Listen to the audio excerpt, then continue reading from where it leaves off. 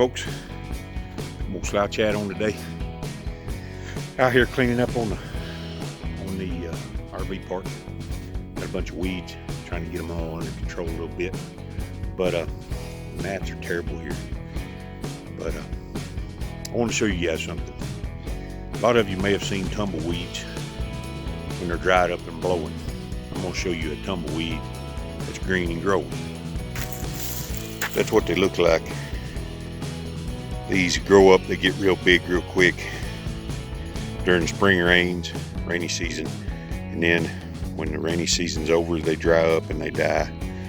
And all these little old things that you see on them that gets prickly as a tumbleweed, get a little old seed on them, and drop them seeds everywhere.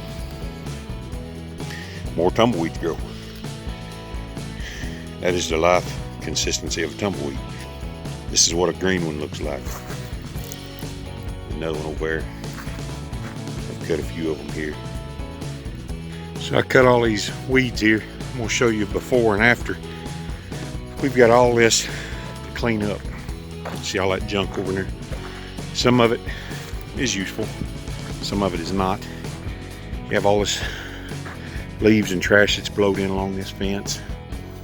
Tons of concrete block here that need to be moved and stacked. This is the entryway for the RV park, and one of the things that, you know, first impressions are everything, and you can see the underpinning around the camper that we're staying in is just, from a craftsman standpoint, is atrocious. But we got all this to clean up.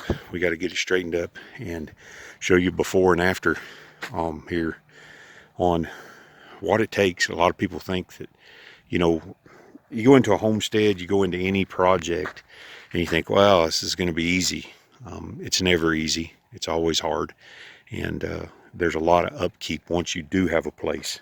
I've seen some people that homestead, and when you first start off, you think, oh, I'll save those boards, I'll do this, and then eventually it just piles up and becomes an eyesore. So yeah, I like saving things, I like keeping things, but organization is everything. And when you see something, this is like that old engine right there. That old engine, it's never going to be, the block might be fixed, but if you're not going to keep it, take it to the junkyard, get your money out of it. If it's wire, take it to the junkyard, get your money out of it. If it's sheet metal, take it to the junkyard, get your money out of it.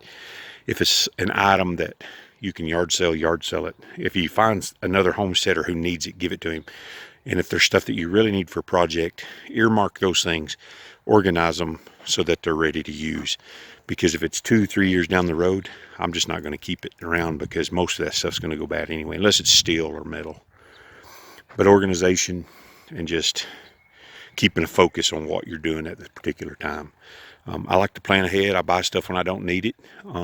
But at the same time, I make sure I keep my place clean. I don't know if you can see or not well enough. I think you can. You see this erosion here? This is a little dry water bed, a dry wash, and a rural, however you want to call it. I'm not sure where the definition comes from. But see this? There's an overriding. Anyway, this erosion here, and it happens all the way over there. Now, if you take a look at here, we have native sagebrush growing on this bank.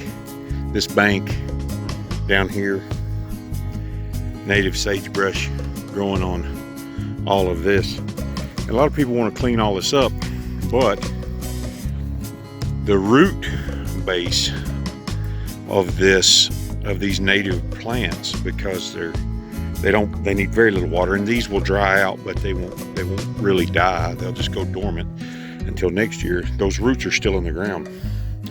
The reason this is eroding is because you can see all the way out down through there, all the way over there.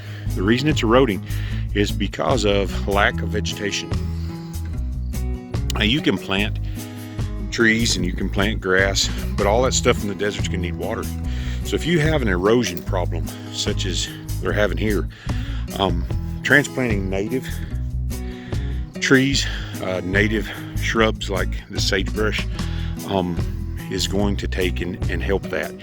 That's what needs to happen all along that bank, because eventually that bank is going to cave in. It's going to just keep going that way.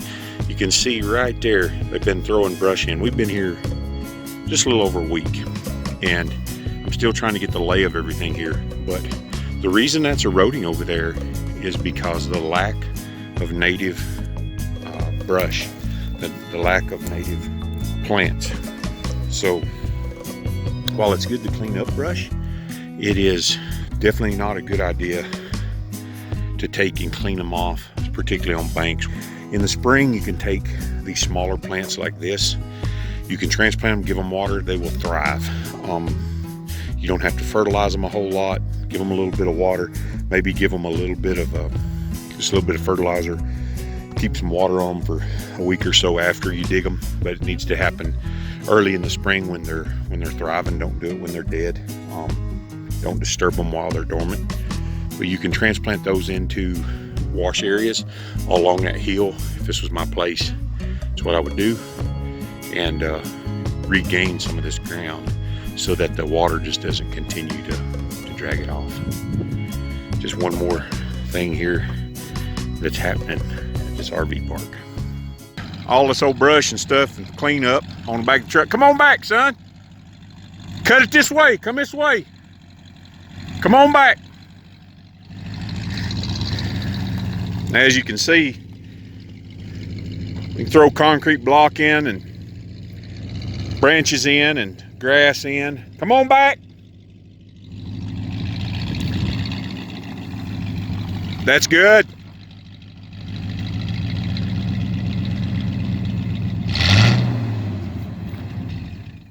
So you can throw grass in. You can see this bank here used to be out as far as these.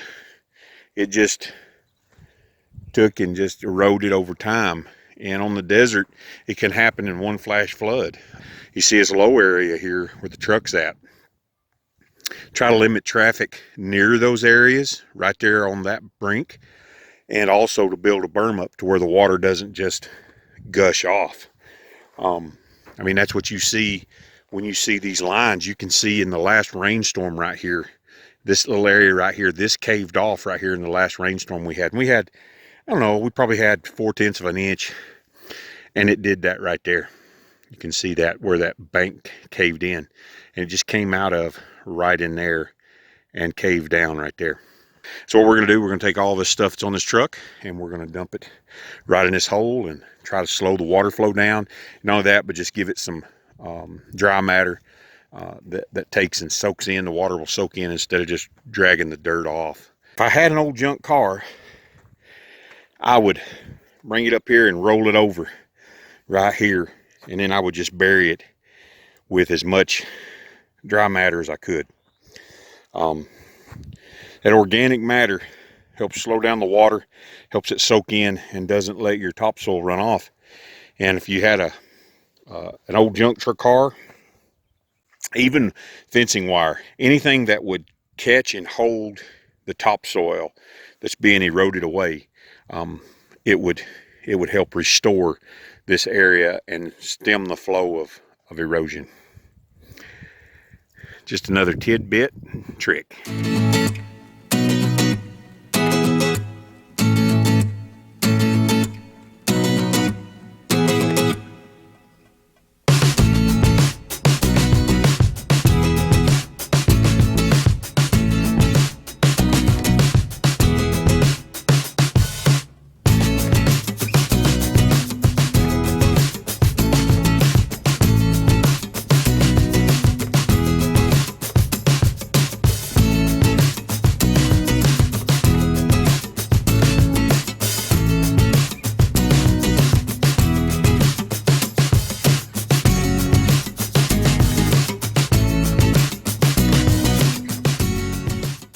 That's going to dry out, compact down, just like that did. After it dries out, there really won't be that much there. So it's really going to work out good. And you can see here, just to show you what erosion control can do. This is just one little particular area, but you see here, where the dirt has run up on this block. Okay, here's another prime example right here. This has run up on that block, and just that block being there stopped that from going and eroding on down. You can see the natural erosion. You see this right here? That used to be up here where I'm at. But over time, rainstorms, you can see where the water runs right there, all the way down into that wash. And it takes more and more of this bank with it as it goes. So just a little bit every day, every time you have something to throw away, organic matter block, it's going to slow down that process. That's what erosion control is all about. Coming down to the evening here, and we're chopping weeds. Me and my beautiful wife, she's over there chopping weeds. And I'm going to talk to you a little bit about water evaporation, cultivation, and weed control. A lot of people ask, why do you cultivate? Why do you chop weeds? Why go through all that work? Particularly in the desert, weeds compete for water. They compete for minerals in the ground, and they will absorb and thrive where other plants are hardly surviving, but they will steal the water. The other part is, if you're not going to mulch trees, you're not going to mulch plants, this little vine here, if you're not going to mulch it, cultivating helps break up the water. Now, I can take you to a few spots around here where the ground is really hard. 2 nights ago, this little tree right here had water on it. You see it's almost dead, yellow, and got that top in it.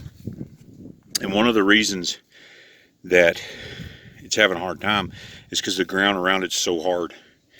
And when the water runs on top of ground that's not cultivated, it's not loosened up, it's not aerated, the water evaporates the very next morning.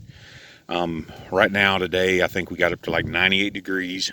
The wind evaporates water, the sun evaporates water, and if the ground is hard, that water does not soak in. So if you're not going to mulch, mulch helps, but if you're not going to mulch, then you really need to cultivate around your plants. I don't care what you're trying to grow. That's going to help that water get in to the root base. If not, the wind, the sun, the direct sunlight is going to take and evaporate that water as quick as possible.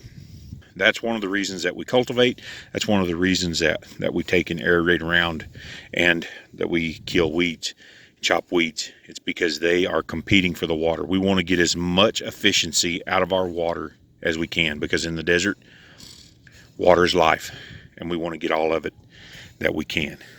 Okay, folks, I told you I was going to do a before and after here. This is in the evening, and me and Sonny worked all morning on this. We got that whole fence row clean. We cleaned out right there, and then we got that little area there clean and picked up a bunch of stuff. There's still a lot more to do, but it's going to give you a before and after. All the weeds are gone, everything's gone. So now me and Polly are working over here, just weeding, cleaning up. Hope y'all are having a good Wednesday, and we'll see you down the road.